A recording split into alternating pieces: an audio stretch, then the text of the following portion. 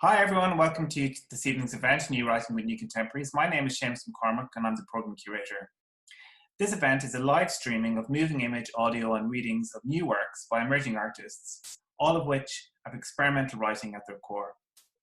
This evening we will see work by 5 artists: Zethu, Maseko, Rene, Matić, Sophie Ruigrok, Stefatou and Ahren, who've all been selected for New Contemporaries 2020. Tonight's event forms part of New Contemporaries' Bridget Riley Artist Professional Development Programme, which is supported by the Bridget Riley Art Foundation, so a huge thank you to them.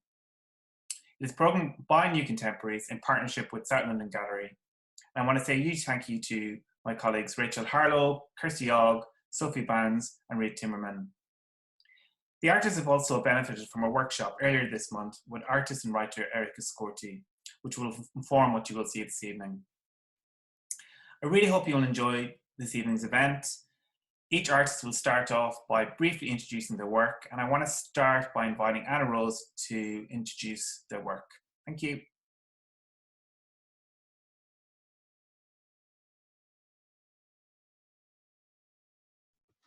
Hi everyone. So On Extinct Moons and Silent Splinters is a writing piece that consists of 4 poems that all flow into each other. And I started writing this about a year ago, just before everything in the world started to shift. And what initially sparked my interest was this theory that I read that I was really taken aback by at the time, that the world today is a constellation of the bygone knowledge of this world through the white noise of light particles that forever dwell in the universe. So this idea about light and this feeling can be traced through the work as I come to terms with loss, longing, becoming, displacement, by trying to find the points where the hyper-specific might meet the cosmic, or where the hyper-personal might meet the collective memory. So I hope that you're able to find something of your own within the words.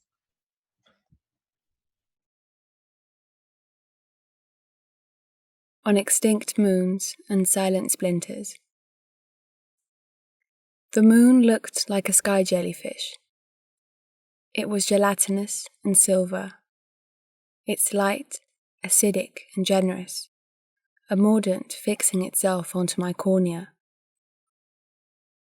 Reflective strips on cargo ship crew and late-night joggers catch its light. The lunar Maria, those moon birthmarks, looked like they were moving, lava surging. They were named Maria, Latin for seas, by early astronomers who mistook them for actual lunar seas.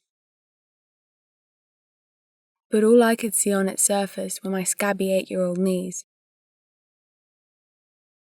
In a swift, erratic motion, kind of like a flipbook, the moon disappeared into the thick black. I remember turning to my grandma. «Γιαγιά, πού πήγε το φεγγάρι?» «Έχει πάει να βρει μια άλλη γη». Είχε δίκιο. I wake to the remembrance of the man who turned steel blue by rubbing colloidal silver on his face for years as a remedy. In a state of half asleep, it felt possible and necessary.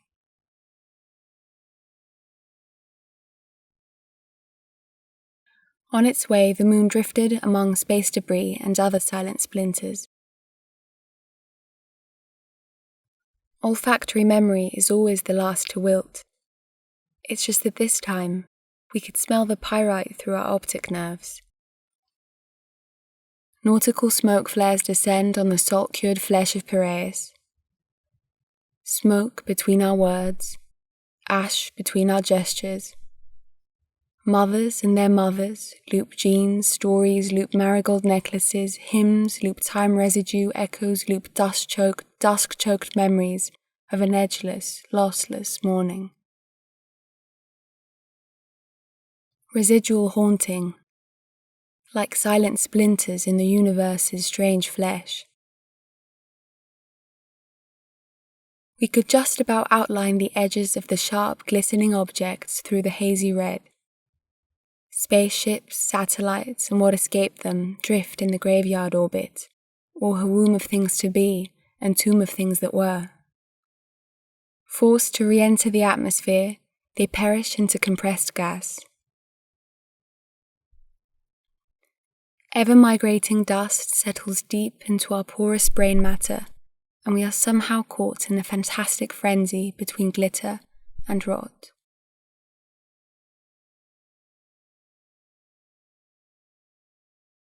He was writing on an orange peel and touching me. The words were citrus, fingertips sticky and bitter, dripping sun. I half slept, half woke into the dense lavender air of winter dawn as the foxes mated in the distance. He named my birthmarks after Greek islands, and then we lay there, still, like dead birds melting into muddy snow. A soft breeze kept my eyelids cold, and for a brief moment I thought I was sleeping under the night sky, white lace on a sunburnt t-shirt heavy with sweat. Yet as I felt the fox's cries pulsing against the edge of my skin at night, I was thrown back into the bliss of an instant, blistering and almost drunk on the feral scent of pheromones and extraordinary light.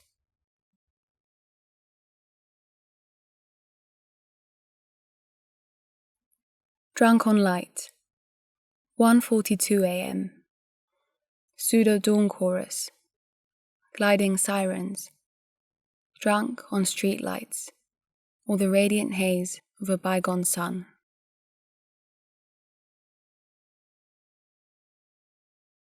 Remembering the light-splashed death of a moth flying through the sharp projector beam at the open-air cinema. Maybe last summer. Electric colour stretched over the shivering membrane of its wings, nearly a moment before it clung onto our greasy leftovers. Its silver body damp and disfigured with euphoria, a detangling of light and dust through taste buds. The wind was almost peeling our skin off, yet there was a layer of stillness sitting just above the ground. In a sudden wind slap, we inhaled gushes of pollen with curious playfulness like that of children netting crabs and butterflies. Time beamed over us, leaping through the golden swarms, sunset pulsing, photons tumbling from thistle to thistle to a paper kite flailing in the gusts, frail and forgotten. And on this evening of leaky skin and neon gesture, I still see the brilliant euphorbia bushes exploding like fireworks on the fresh time wash of the Hymettus mountain.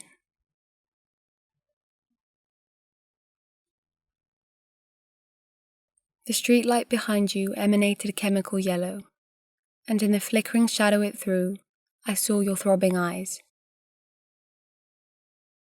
The phosphorescent wet beads cast under your eyes trapped mine, and as we merged into a four-eyed spider, weaving knots and stories against the faint blue silence, as we charged the sticky in-betweenness with the silk and with spit, as we tangled and frayed with gleaming and vulgar finitude, I realized that this tentacular being we'd morphed into as one will always know more of light and love than either of us ever will.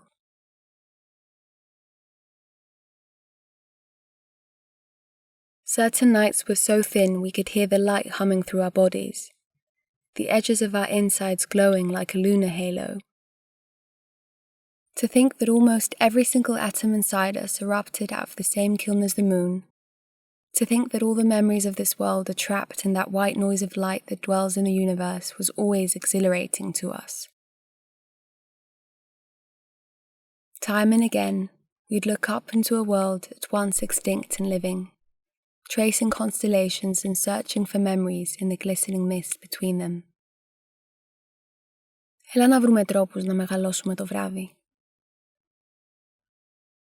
I still remember the time you saw lightning in a dust storm on Mars and a firefly's slow blade of light as it cut through the humid midnight sky. It must have been the night that I saw the flicker of a lamp burning on whale fat from centuries ago, and the glow-in-the-dark stars from my childhood bedroom. A circus of images, as elusive as light, but for a brief instant, we glimpsed them.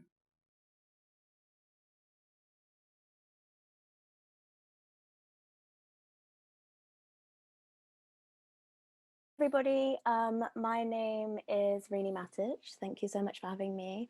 I'm going to be presenting a little book that I made in 2019 called How to Avoid Being Attacked. I wrote it in my second year of uni in a period of depression that was triggered by a series of kind of oppressing events.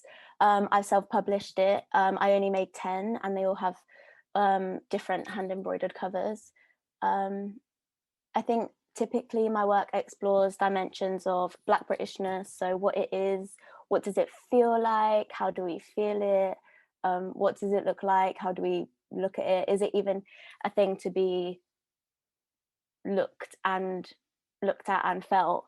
And so this publication was kind of a way of telling a little story of an experience of Black queer Britishness in all of that messiness, while I was really feeling it. So yeah, I wanted to give it another little moment here and selfishly to rehash and to remind myself to keep on writing. So yeah.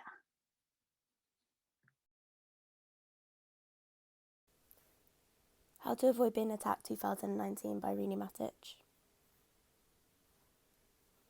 These days, I grind my teeth in the night just like my dad. I woke up chattering and I feel bad about myself. The grinding has inflamed my teeth nerves and I can hardly eat. I don't like to tell anyone when the pain is happening because I don't like those looks. Sometimes it makes me sweat and go faint. When the pain subsides, I'm grateful to be back in the world. It feels like coming up. Every pain I encounter is bearable because I've learnt to bear. I couldn't bear not to.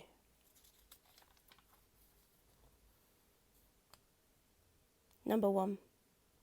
I make new friends, and they say that I am helpful and sweet with my advice. They say I am so together and that I know what I want. And this makes me feel like a baby bird with no mother. Another friend says that I'm the biggest, smallest person they've ever known. And I agree in my head, I've always thought that. But no matter how big and tough I get, my she will always look after me. Other friends ain't really friends. 2. Recently, I have something burnt that rests just below my chest, where my badness sits, just as comfortable as discomfort can. It is a muscle, pumping horror through my veins. It's spitting and bitching and I want it gone. It has no faith in me. It lets me give up. This isn't like her. This makes her walk with her head down. 3. I often choose my sunglasses over my reading glasses, even though they're not prescription, because this hides my badness. His eyes roll at people walking slowly and stuff. Without my prescription lenses, when I look ahead, it's like I'm looking at a Bonnard painting, only the saturation is turned right down. My badness turns the saturation down on everything and everyone. Waking up is a damn drag. 4. I miss when I was a cunt, like a hip kitty, that's what Billie Holiday would say. I ain't saying I'm more or less hip now, but I really was there and I really was sparkling. But I think I shaved her off with my hair. Grow, quicker. Sorry. 5. Our coping mechanisms were nasty and whiteness swallowed her up, and it still does. We all recognise the importance of joy and its political power, but in the same places where I find misery, like a pile of somethings like, will we be this way forever? Will our children be okay? The most radical thing I could be is happy. 6. On the overground the other day, I asked Miss Thing to move her bag so I could sit down. She tapped up on me, asking me to turn my music down. It took me so by surprise that I sucked all the oxygen out of the carriage and into my fists. Haven't gone out in public much since. It's really climbed into my heart. If you love music enough, it can set you free, but white bitches don't like that for black girls. White bitches like black girls to stay standing up and sleepy. 7. Sometimes, in the head I'm in at the moment, I can get excited about even the smallest of blue sky. That's what Patty says as well. Sometimes if we only wake up for the sky, then that is a good enough reason. That's a moment to breathe with. 8. I get mad when men whistle on the street. I hear it right up in my ear, and I want to shout at them to keep quiet, but I know they'll think I'm just a witch, and they wouldn't be wrong. He'd say something like, "Cheer up, love," and I'd push him to the ground and say real calm close to his face, Do you know how hard it is to keep calm, white boy?" Maybe I'd spit on him, really make him think about how people are hurting, so hurt that a whistle makes them cry, makes them spit. And I don't cry, but I know I've been charging my fists up enough to kill, and that's why my jaw is so bruised up from grinding. Grinding tells my fists to keep calm. Nina lives in that part of me too. 9. See, I spend a lot of time alone, and I'm not mad at that. The world is marketed to me different to what it actually is. I'm not hiding from it, but it's a part I'm okay with missing. I do like the way high heels make me feel, though, tough like my insides. But I only wear them for parties, and it's parties that I'm avoiding. 5'2" can go a long way, ain't that right, Miss Morris, Miss Gaga, Miss Kardashian West? 10. Posh people are ugly, and everyone reckons they're posh on something. 11. The thing I'm struggling with is that I could do everything and everything could do me. And if I had an idea, it doesn't stick in my head, it sticks in my chest. Sometimes like a knife, sometimes like kisses. 12. Me and this mixed cat Laura, we're both growing out our hair, and she wants to be Bruce Springsteen and I want to be Patti Smith, but ain't our hair having none of that. Curls take a hip look and make it look silly. That's what whiteness taught us anyway. Laura said whiteness is one hell of a drug and ain't that the sickest thing you've ever heard, but I swallow that pill every day. Don't we all? Don't we fucking all? 13. We were going out tonight and I'm licked on Prosecco already. I looked in the mirror so proud. I'm back to being hip tonight, to being cunt, just for a baby moment, just while I have bubbles in me. 14. I broke my back tooth today, cracked right off into my breakfast. Depression is bad for your teeth, baby. So is 3 sugars in your coffee, but I need that to wake my bones. The whole world is bad for your teeth. So is vomit, and I can feel that shit sleeping in the same place as my ideas. 15. I still have those moments, you know, when I want to hang out the window with a cigarette. I want the feeling of being young and at the start of finding everything out. I know we're always just at the start, but hanging out the bedroom window, not enjoying the cigarette, but enjoying knowing you're at the beginning, maybe, there is something about a cigarette and an open window. I wish I could offer it to the whole world.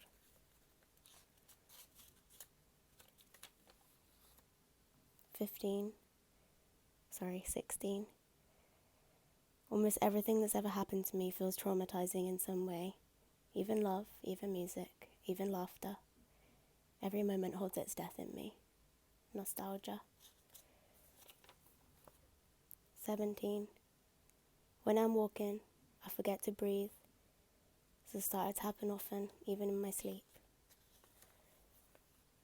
18. I'm dancing with my mum, and I match her rhythms and her clicks, and I notice we are offbeat, and it's the first time in a long time that offbeat feels sweet. I can't remember the song, but I remember the way we moved in our kitten heels, and when people ask for my drink order, I say, I'll have what she's having, even though Prosecco is all that makes me really pink at the moment. We sip our vodka, sodas, and limes, and I think about her world and the world and how it's all just television. And I put 2 fingers to my lips and gesture to Mum for a cigarette. 19. Give yourself more credit, kid. You ain't this slovenly person. You covet your precious things, wrapping them in fine cloth to protect them as much as you are able. But your tiny hands cannot keep them from being taken. Whilst we grow, years jangle around like loose change. Some get lost and some rise in value. My early 20s are falling out my pockets. 20. I'm exhausted by the absence of me.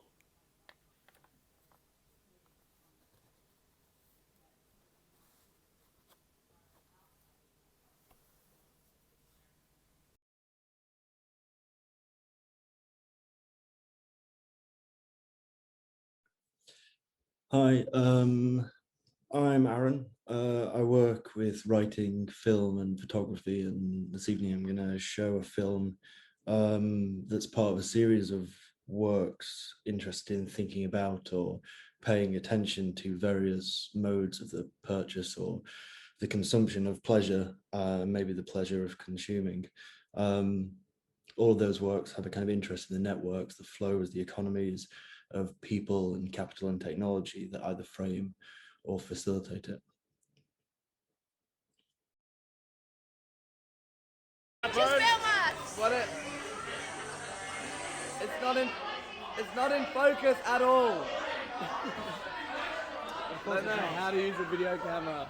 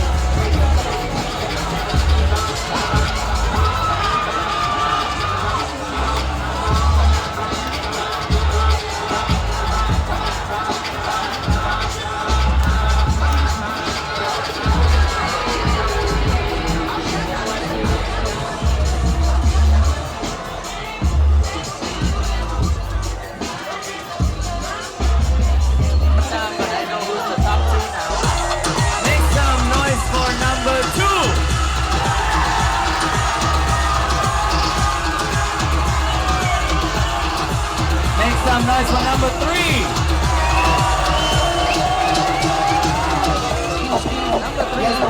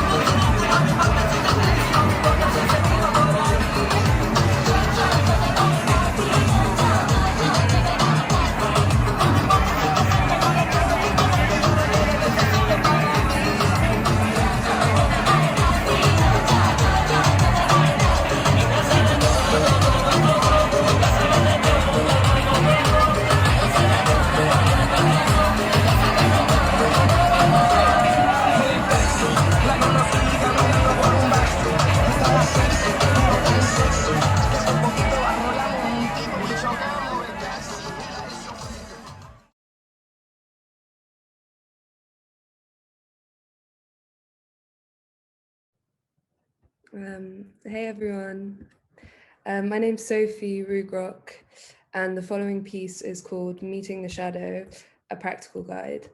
It's purely an audio piece, so my video hasn't stopped working when you just see a black screen. The following piece is a functioning visualization exercise, which will ask you to meet your shadow selves. I'm just going to say some people have found it quite challenging, so maybe take that into consideration before you do it. But I've tried to bring some lightness to it as well. What I will say is, if you can participate, please do. Wear headphones and bring drawing materials with you as well. So yeah, enjoy.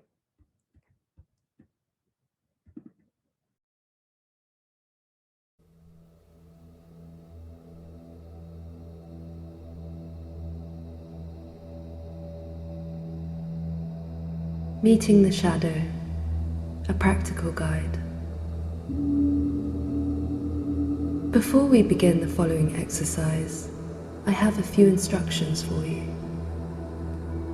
If you are able to, wear headphones throughout this recording. They will help you to let go. Situate yourself in a supportive and calming environment. Do not attempt to operate heavy machinery throughout the following exercise. And finally, gather some materials for drawing.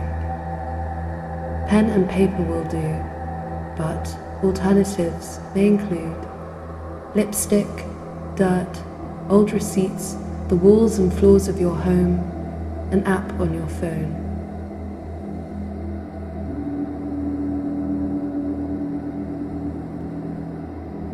Now, to begin, throughout the following visualization exercise, we will actively engage our imaginations and bring forth images to our mind's eye to gain access to the underbelly of the unconscious through the doorway to the real, where we will meet our shadow selves.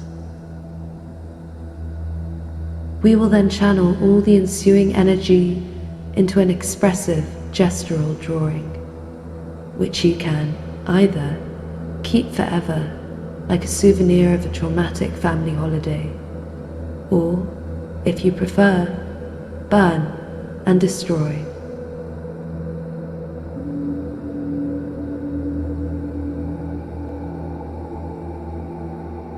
I imagine you might have a few questions at this point. Question number 1. What is a shadow? Our shadow is all that we bury and repress, like the desire to murder our roommates or eat real meat instead of pretending that seitan tastes good. It's that which churns beneath the surface of our conscious reality. It is at once us, but also the complete opposite of us. The Hyde to our Jekyll, the Ursula to our Ariel, the Susanna to our Trini, our reflection in a funhouse mirror. Do people describe you as a bit much? Your shadow is a dull dinner party guest. Are you afraid of commitment? Your shadow clings to people's flesh like a long-starved leech. It's often near impossible to recognize our own shadow within ourselves. There's an amnesiastic quality to its formation, and so we project it onto the exterior world, onto passers-by, colleagues, inflated politicians. But, and this is important, your shadow can also hold light. You will recognize it in your lovers, your celebrities, your gods. Question number 2. Why would you want to draw your shadow? The drawing is a purgative way to expel all the uncomfortable feelings that might come up upon meeting your shadow. To externalize that energy, to cleanse you of it. A type of bloodletting, with fewer of the real-world implications. It's important that you remember that even if the last time you made a drawing was when you were young enough to think that no one was judging your creative output, you can still make this drawing. In fact, don't think of it as a drawing, but an exercise in expression, a therapeutic ejection. So get your paper, your drawing tools, and yourself together and shut your eyes. You feel centered and surrendered.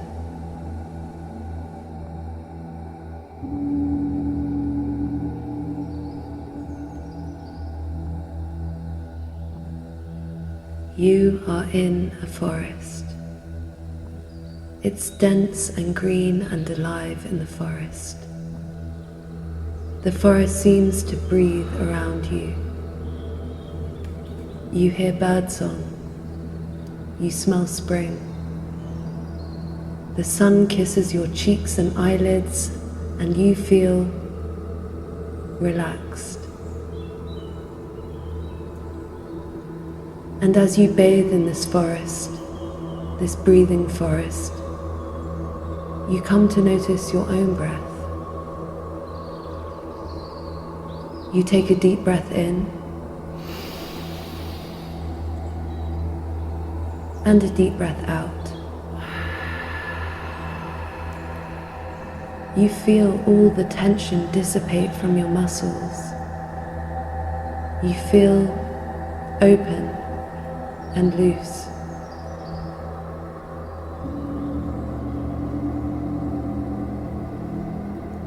You imagine yourself drifting through the forest until you meet a river, which stops you in your tracks.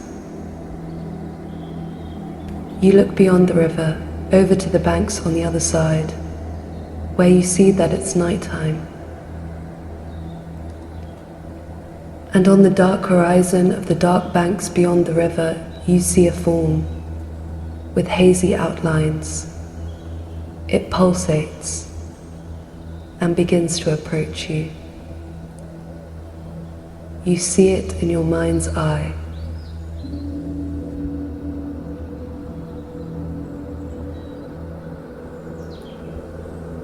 And now, make a mark on the paper in front of you.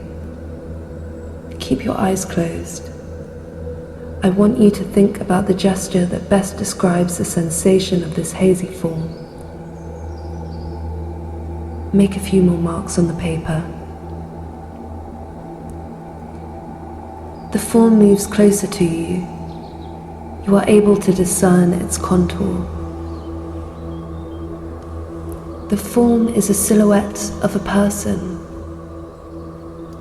who, to be quite honest, is the very last person you want to see. They get to you. They bug you. Who is this figure? Have you dreamt them? Or are they from your real life? Or perhaps many figures coalesce to give rise to a horrendous, amorphous chimera of souls who hurt you. Keep your eyes closed and make a few more marks on your paper. The figure comes closer still and its edges become tighter and more refined. How does this figure make you feel? Angry? Upset? Irritated? Heartbroken? Envious? Aroused? Guilty? Afraid? Keep your eyes closed and make another mark on your paper.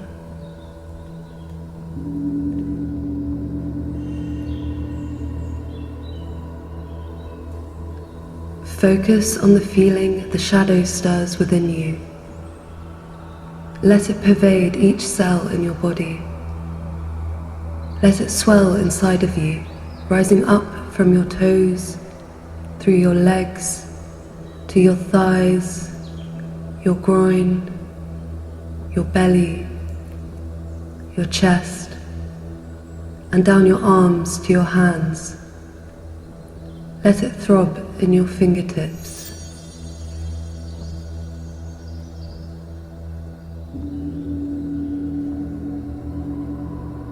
And now, keeping your eyes closed, you start to draw freely, without censorship. Let it be automatic. Embody the feeling the shadow induces and convey that through your movements across a page. Are your marks slow and emotional, restricted and timid, wriggling, expansive, violent? Keep your eyes closed and continue drawing.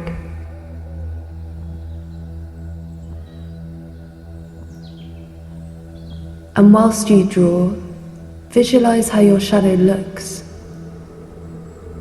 Keep bringing them into sharper and sharper focus. What expression do they hold in their eyes? How do they wield their hands?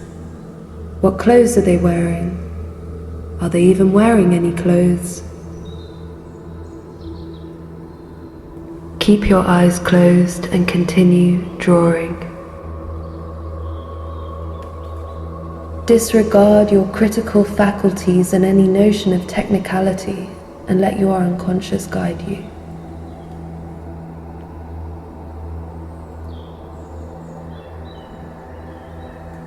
How does your shadow sound? Do they mask contempt beneath their honey-tongued speech? Are they critical? Are they controlling? Are they mind-numbingly boring? Do they boom and bellow, or do they shriek? Does a litany of chaotic sounds pour from their mouths? Or does your shadow not speak at all?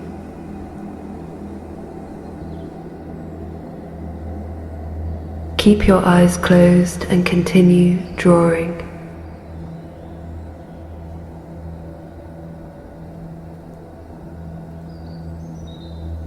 Now, if you want to, you can open your eyes, but only if you want to.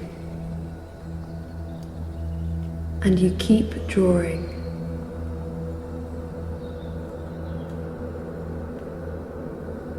Your shadow is right in front of you. Do they tower above you like a giant, or shrink beneath you? How do they move their body? Do they lurch or do they squirm? Do they stuff their hands in their pockets, look you up and down, and stifle judgmental laughter? Maybe they left you on red for weeks, despite telling you that they had a very nice time last night. Maybe they stole your ideas. Maybe they have everything you've ever craved. Maybe they approach topical issues with no nuance. Maybe they return empty food packets to the fridge. Keep breathing life into your shadow. Focus on the feeling which it stirs within you. Let that feeling flow through your body onto the page.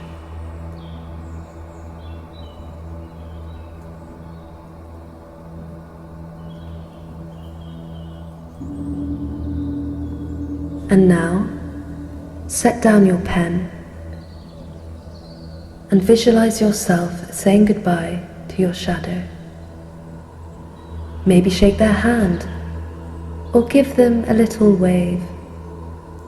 Thank them for sharing themselves with you and for helping you. They were quite vulnerable after all.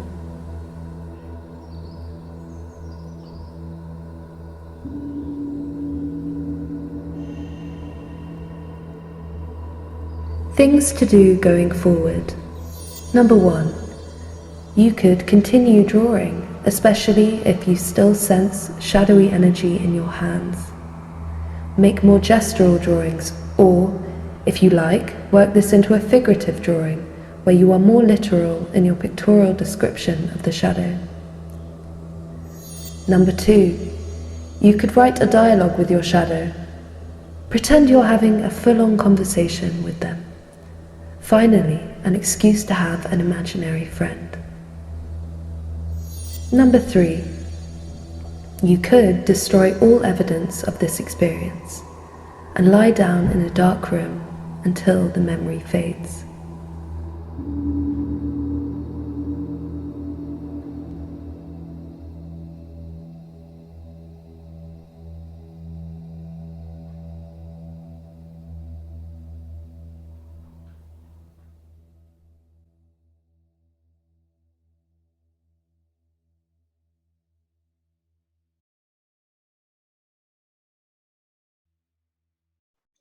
Hi everyone, Zethu here. I'm just going to tell you a little bit about the work I'm going to share with you today. This work is a reading of a text called You Do Not Belong Here. You Do Not Belong Here is a meditation on displacement, belonging, identity, and marginalization of Black and brown bodies.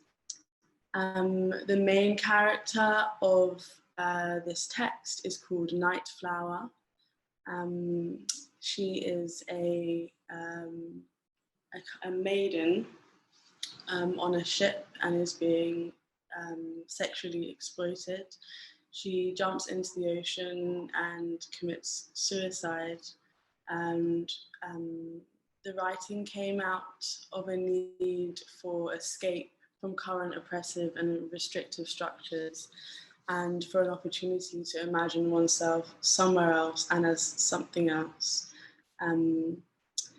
This work takes a similar form to a fable, with the sea being an anthropomorphized character and the moral being a Maya Angelou quote that goes, "You only are free when you realize you belong no place, you belong every place, no place at all." The work hopes to highlight the healing power of water and referencing the idea of water having memory and holding information. I hope you enjoy the work, and yeah, thank you for coming.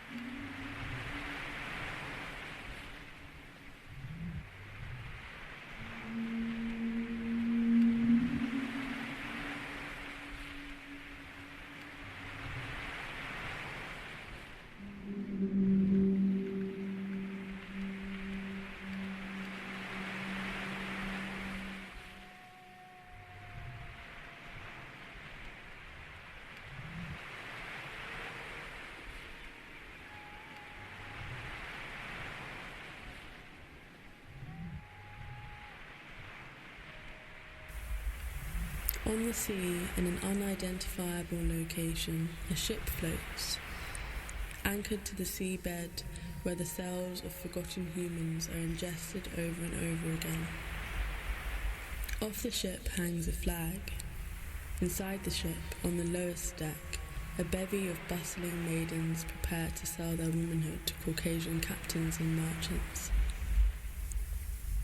A madame conducts them.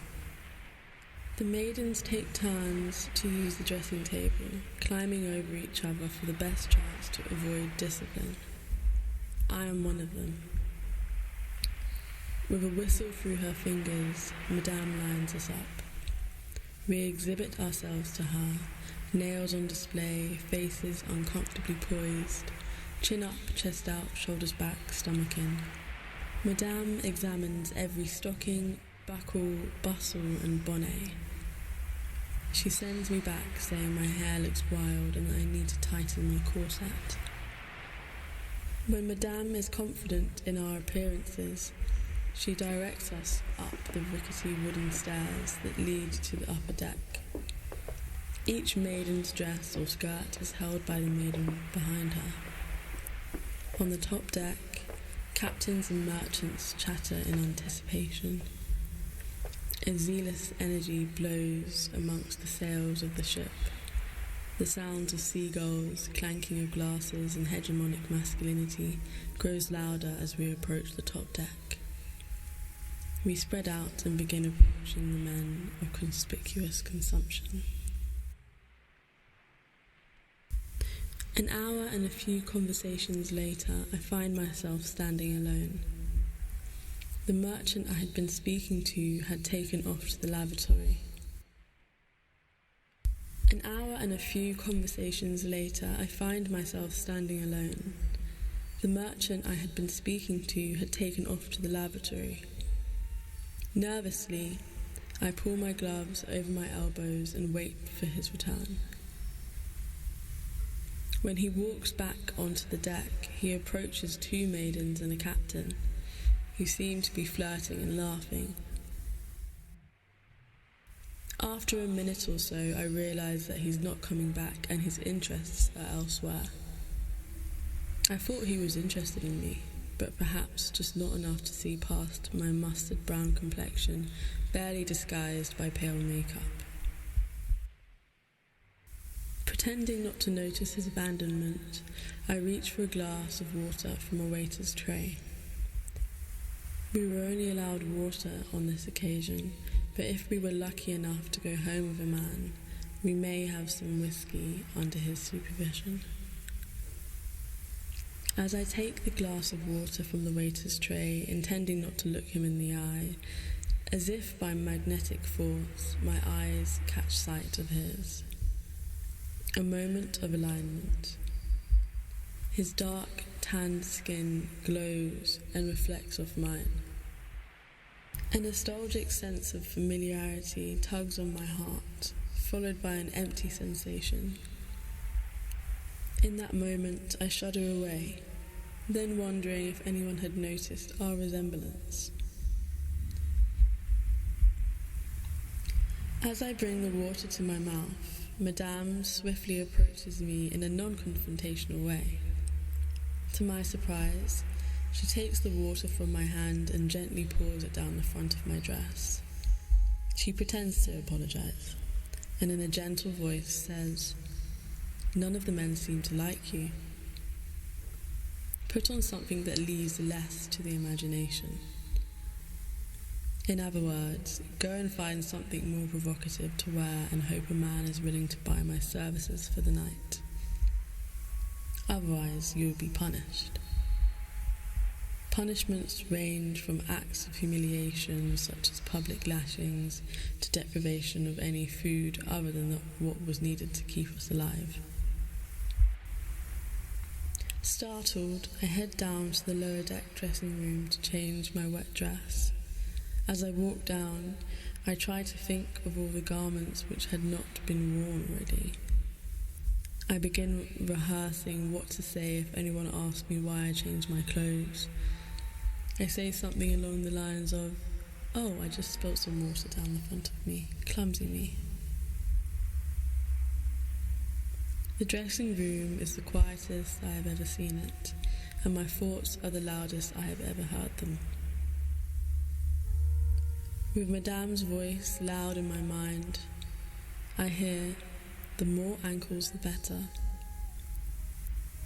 I sift through dresses, ruling out the ones that cover the chest and looking for dresses shorter in length. With two options, I go over to the dressing table to try them on. The first is a beige calico dress with extremely low, square neck and frills on the shoulders. Before putting the dress on, I put on a pair of flesh-coloured stockings, which are extremely pale next to my brown skin. I wrap a bustle around my waist, but cannot get it fastened at the front. After minutes of pulling and tugging, it eventually clips. The bustle is supposed to create volume around the buttocks area.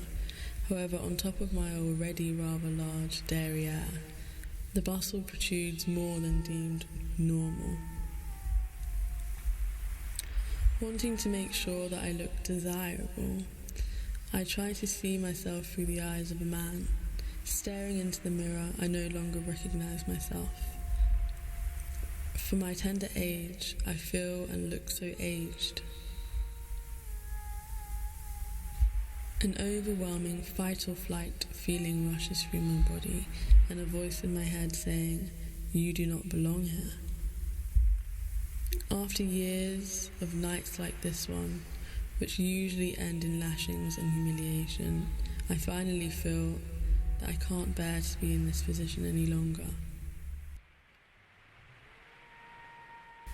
After I had thought many times of long-winded plans to escaping, I suddenly wonder, what if it's as easy as just leaving? I feel hot, bubbly blood rushing through my body from my feet to the tip of my nose.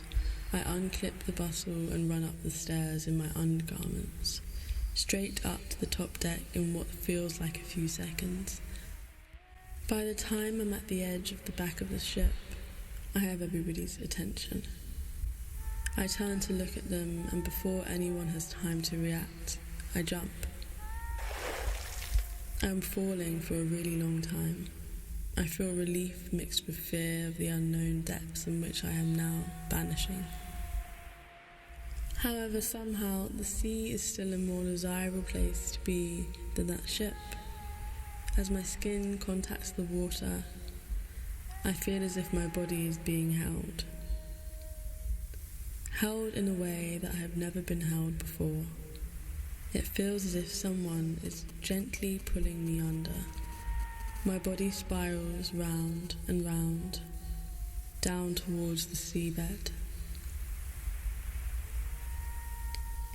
Now it feels as if the bubbling of my blood has stopped. My thoughts are louder again. I start to hear what sounds like humming coming from all directions. In my ears, between my toes, around my neck, like a warm vibration. I am guided downwards till my feet touch the soft sand and particles below me. My body lowers onto the seabed. Night flower, night flower. Night flower, you are home. You are home. I am the mother of all living things. I am the mother of all living things. Sea speaks to me through its tiny molecules seeping into my eyes, mouth and ears. My mouth is pulled open.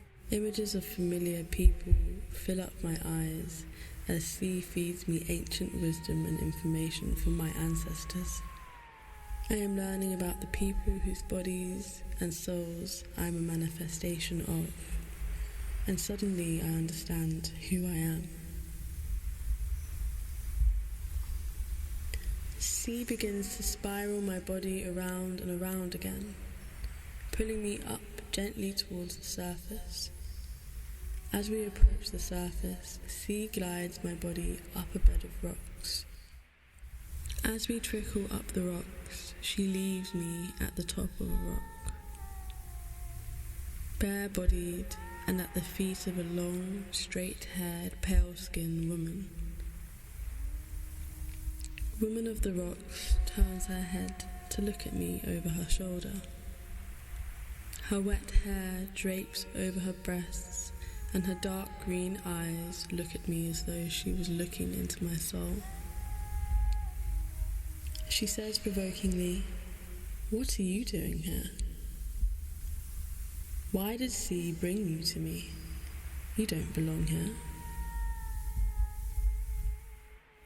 I begin to pull myself up off the rocks and say, let me show you that I belong here. I begin to slide on my front back down towards the sea. When I reach sea, I spread my arms out in front of me and begin to swim fast. As the pace increases, I hear sea humming again. I begin to effortlessly glide through the water as a bird does through the sky. And I look down towards my legs and notice that I am rapidly growing fin-like flaps. The more they grow and the bigger they get, the faster I swim. Eventually, I no longer have legs. Woman of the Rocks swims up behind me. With a smile of pride, I say to her, I told you I belong here. I belong no place, I belong every place, no place at all. We swim through sea to endless possibility. The end.